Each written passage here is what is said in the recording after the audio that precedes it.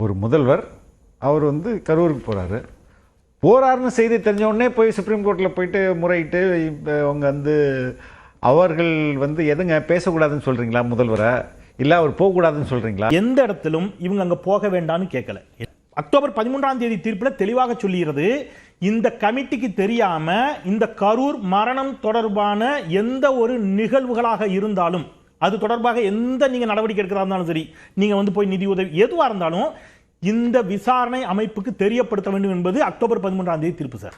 அதை என்ஷூர் பண்ண சொல்லி கேட்கிறாங்க. நீங்க போறதுல எங்களுக்கு பிரச்சனை இல்லைன்னு தெளிவா சொல்லிடுச்சு திமுக.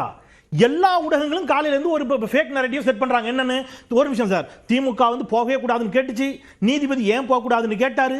எங்க சார் இருக்கு எவிடன்ஸ்? ஏதாவது ஒன்று எடுத்து காட்டுங்க சார். எப்பெல்லாம் செந்தில் பாலாஜி அப்படின்னு பேர் சொல்லும் போது தான் அடிக்க ஆரம்பிக்கிறாங்க. எப்பெல்லாம் இந்த 10 ரூபாய் பாட்டு பாடும்போது தான் பிரச்சனை ஏற்படுது, அப்பதான் செருப்பு தூக்கி அடிக்கிறாங்க. தேர் ஆர் சோ மெனி பீப்புளோடைய ஐ விட்னஸோடைய ரிப்போர்ட்ஸ் இருக்குது, எடுத்து பாருங்க.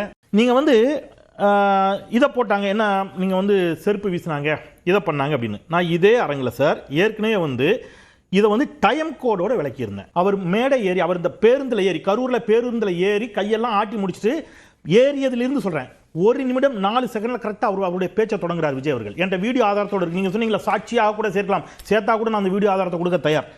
1:53 காவல்துறைக்கு நன்றி சொல்கிறார். சரிங்களா? 3 நிமிடம் சரியாக 1வது செகண்ட் முதல் ஆம்புலன்ஸ் கூட்டத்துக்கு வந்துருச்சு.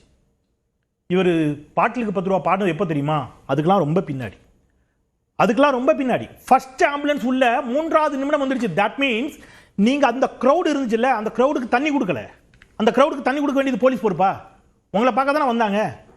ஆனா இந்த விவகாரத்தில் ரொம்ப மலினமான மட்டமான ஒரு அரசியல் தமிழ்நாட்டில் ஏன் எடுக்கிறாங்கன்னு எனக்கு தெரியல சார். இது ஒரு விபத்து. இது வந்து விபத்து, கடந்து போலாம் அப்படின்றதெல்லாம் ஏத்துக்கவே முடியாது சார். இது திட்டமிட்ட ஒரு செயல். போலீஸ் வந்து கொடுத்த பெர்மிஷன் லெட்டர் எவ்வளவு டைம் சார் இருக்குது? 3 to 10, 7 மணிக்கு போனாங்க, 7:40 இன்சிடென்ட். முதல்வர் லேட்டா வந்து அசெம்பிளிலே போய் சொல்றாரு. எங்க தலைவர் அதே கண்டிச்சார், என்னங்க எம்எல் போய் சொல்லிட்டு இருக்கீங்க அப்படின்ட்டு. சோ போய் எல்லாமே தரப்புல இருந்து நிகழ்ச்சி ஏற்பாட்டாளரும் அங்க இருக்கக்கூடிய உள்ளூர் நிர்வாகிகளும் ட்விட்டர்லயும் 12:30 மணிக்கு இங்க தாவேகா தலைவர் வருவார் அப்படின்னு சொல்லிட்டு எந்த இடத்துலயும் சொல்லல. தயவு செய்து அது நீங்க படிச்சு பாருங்க. இப்ப கூட இருக்குது, இந்த 10 நிர்வாகிகள் மட்டும் இத்தனை மணிக்கு இங்க வரணும்னு இருக்குது, மக்கள் இங்க வரணும்னு இருக்குல்ல, இந்த 10 நிர்வாகிகளோட பேரை போட்டே இருக்கும். அந்த ஒரு அதையும் ஃபால்ஸ் இன்டர்பிரேட் பண்ணி அந்த 10 நிர்வாகிகளுக்காக ட்விட்டர்ல போடுறாங்க. Yes, you go check today. புசியானந்த் பேசின வீடியோ இருக்கு சார். இல்ல இல்ல பாயிண்ட் டேக். பொதுச் செயலாளர் சார், வெயிட் பண்ணுங்க. ஏங்க அபிஷியல் ஸ்டேட்மென்ட் இல்லையா? புசியானந்த் பேசின வீடியோ எடுத்து காட்டி ஆகஸ்ட் 26 சுதந்திர தினம் சொன்ன வீடியோஸ் தான் இருக்கு.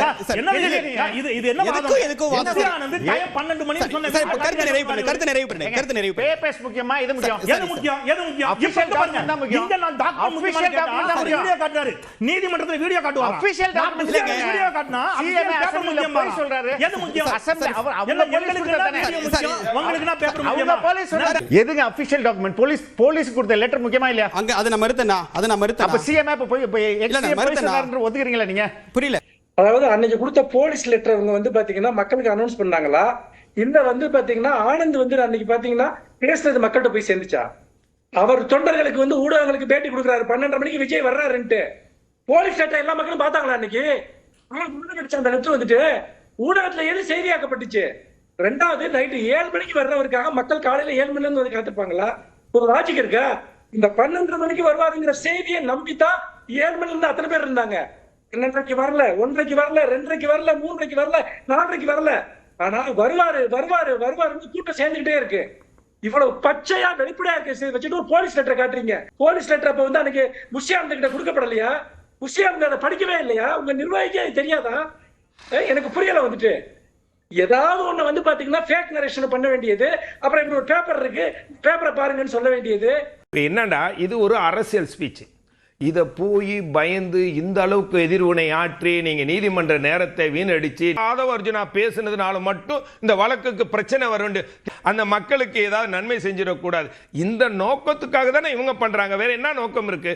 எதுக்காக வழக்கு போடணும்? சார் சகோதரர் ஜவஹர்லி, ஏன் இப்போ வந்து நீதிமன்றத்துக்கு போனீங்கன்னு அவர் ஒரு பொலிட்டிக்கலா ஒரு விமர்சனம் வைக்கிறாரு. அதுக்கு ஏன் போனீங்கன்னு. நாளைக்கே திமுக காரங்கெல்லாம் முதலமைச்சர் விஜய் ஆட்சியை பிடிக்க வேண்டும் என்பதற்காக திட்டம் போட்டு அநியாயமாக கரூர்ல 41 கொலை பண்ணி கொண்டு குவிச்சிட்டாருன்னு பேசுறாங்கன்னு வைங்க, பேசிட்டு போறாரு அப்படின்னு விடுவீங்களா?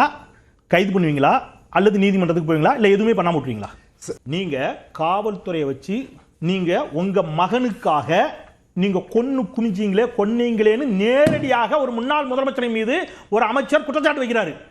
என்ன செய்யணும்? பதிலுக்கு மேடை போட்டு கட்ட வார்த்தையில் திட்டுறதுதான் ஜனநாயகமா? இல்ல சட்டத்தின் மீது நம்பிக்கை வைத்து நீதிமன்றத்துக்கு போகுது ஜனநாயகமா? சட்டத்தின் மீது வைத்து நீதிமன்றத்துக்கு போனா ஏன் நீதிமன்றத்துக்கு போனீங்கன்னு கேட்கிறாரு. நீதிமன்றத்துல வழக்கு போது கொலை குற்றச்சாட்டு வைக்கலாம், அது தப்பு இல்ல. ஏங்க எங்க மீது அநியாயமா பழி போடுறாங்க, நீதிமன்றத்துக்கு போனா தப்பு ஒன்று. இப்ப பழி தீப்பீங்க, கணக்கு தீப்பீங்கன்னு ஆதவ் சொன்னார்ல, சட்ட ரீதியாக கணக்கு தீர்ப்பார் என்று சொன்னார்னு ஜவஹர்லி சொன்னார். வழக்கு உச்சநீதிமன்ற முன்னாள் நீதிபதி தலைமையில் ஒரு கமிட்டி சிபிஐயை வந்து மேற்பார்வையிட்டு சிபிஐ விசாரிக்குது. நீங்க கணக்கு தீப்பீங்கன்னா பாஜகவுக்கு உங்களுக்கு என்ன ரகசிய உறவு? சிபிஐ எப்படி வழக்கு தீர்க்கும்? அப்ப பாஜகவுக்கு உங்களுக்கு ரகசிய உறவு இருக்கா? நீங்க சொன்ன மாதிரி சிபிஐ விசாரிக்குமா? சட்டப்படி கணக்கு தீர்க்கிறதுனா உங்க போலீஸா? சிபிஐ தானே. எப்படி வழக்கு தீர்க்கும்? அப்ப பாஜகவோட நீங்க ஏதோ அண்டர் டீலிங் போட்டீங்கன்னா தம்பி செந்திலினுடைய விவாதங்களை ரொம்ப அவரோட ரசிக்கின்ற முறையில் எந்த இடத்துலையாவது கரூருக்கு செல்லக்கூடாது அப்படின்னு சொல்லியிருக்கான்னு சொல்கிறேன். அதில் அற்புதமாக வாதம். நான் சொல்கிறேன் தேவா, நீங்கள் உணவை கையில் எடுத்துக்கோங்க, வாயில் போடுங்க, மெல்லுங்க, முழுங்குங்க, அப்படித்தானே சொன்னேன். நீங்கள் சாப்பிடுங்க சொல்லவே இல்லையே. அப்படின்னா எந்த அளவுக்கு இருக்குமோ? பிரமாதமான உதாரணம். இருங்க நான் முடிச்சேன். தஞ்சாவூர் கல்வெட்டுல புரிஞ்சுக்கிங்க. ஆதாரத்தோட அவர் என்ன சொல்றாருன்னு அடுத்த ரவுண்ட்ல பேசலாம்.